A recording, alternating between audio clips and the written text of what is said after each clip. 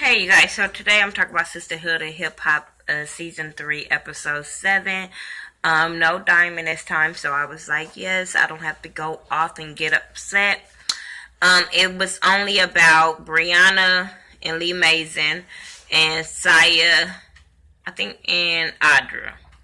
So we'll talk about Audra first. Audra and her friend Tori, y'all know they're talking about dating or whatever. So they go on a first date, and it was kind of awkward.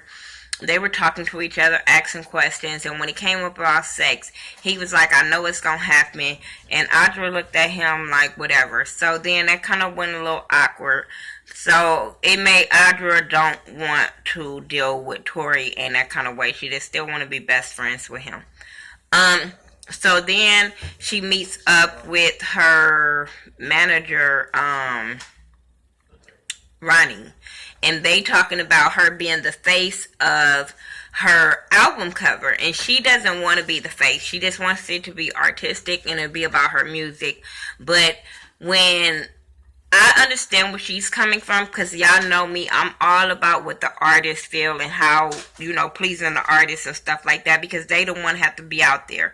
But at the same time, when it comes to what her manager is saying, I get that too, because you're not known like that yet. You only known probably locally, so other people probably do, and it is people out there that need to see visual before they will go out and buy you. You know what I'm saying? So I did get both of what they were saying.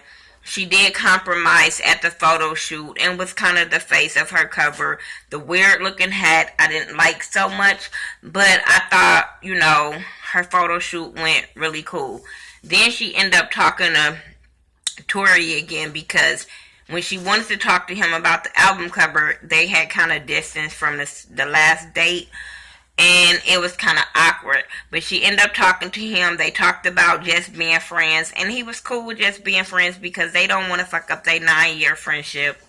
So that was cool. Then she asked him to come on board with her team because he's been somebody that has been supporting her for a long time. So he was cool with that. And I like their friendship. It would have been cool to see him take it to the next level. But at the same time, I like how they just understand that you can keep it just as friends and still be real cool and not feel awkward afterwards. You know what I'm saying? Because I like her and Tori together. They chemistry is real cool.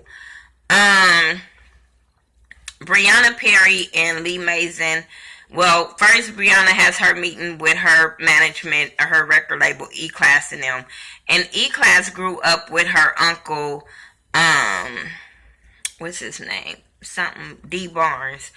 And her uncle, mentored her, but then he passed away, and his anniversary of his death is coming up. But he passed away of brain cancer. But by E-Class growing up with her, he still look at her as a child and talk to her as a child and really don't see her as an adult and an artist. So they kind of clashing.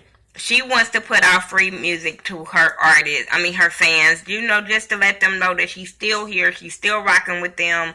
And he no. And I understand where he coming from. As a label, you don't want to keep just putting out music, giving it away for free, and you not making no money back and stuff like that. So I get it. Unless she is coming out the pocket to put this money up, then I understand where he is coming from, and she needs to understand and compromise with him. But at the same time, she's a grown ass woman, and an artist. He needs to start looking at her as such. Then her mama just agreed totally with him, and her mama is the manager. So I'm sitting there why are you not compromising or trying to mediate this between your artist and the record label? You just straight jumping on his side. But that's Kiki. That is Kiki for you. She don't never seem like she just really have her daughter back 100%. A lot of times it feels like Brianna is the face for them. Brianna is not doing exactly what she wants to do. So it shows, and it just don't feel like, so her music don't feel like it's authentic, and it's being something what everybody else want her to do, and it comes through, so it don't make her music believable. She does this this video for T.O.B. with Lee Mason, and her head wasn't in it at all. Lee Mason was noticing that her head wasn't in it, so afterwards they end up talking or whatever, and Lee Mason told her about her uncle and how she felt about her uncle, and she never really talked about it or whatever.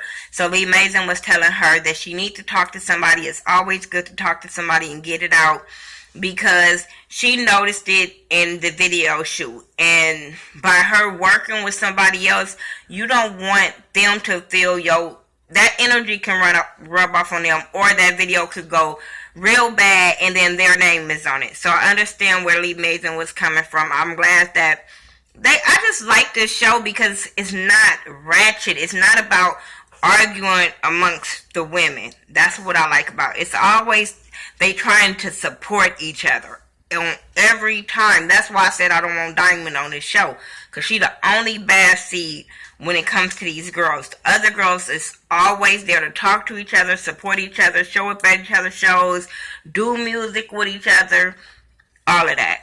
Now we're going to end this with Saya. Saya is still dealing with talking to her dad. And, she feels a certain kind of way of talking to him. But she wants to please her grandmother before her grandmother passed away, because that's her grandmama's son or whatever. So she's really having like mixed emotions about really dealing with him. Every time he would call, she just look at her phone, or it might be editing, just keep playing that shit over and over. She ended up talking to her manager about doing a song about her dad.